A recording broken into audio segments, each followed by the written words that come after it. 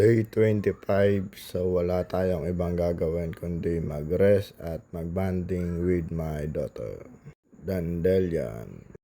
Napakabilis nga niyang lumaki, parang kailan lang kasya siya sa forearm ko, ngayon buong braso na. Kaya kailangan sulitin natin yung bawat oras.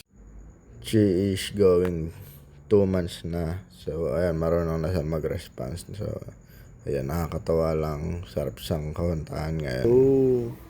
Ay, apo, dadaldal na ikaw. Oo, ako yabang naman, oh. Oh, ay yabang naman niya. Oh, do. Apo, oh. Tatawa-tawa naman ikaw. So, yun lang guys. Happy weekends. Ingat lagi. God bless.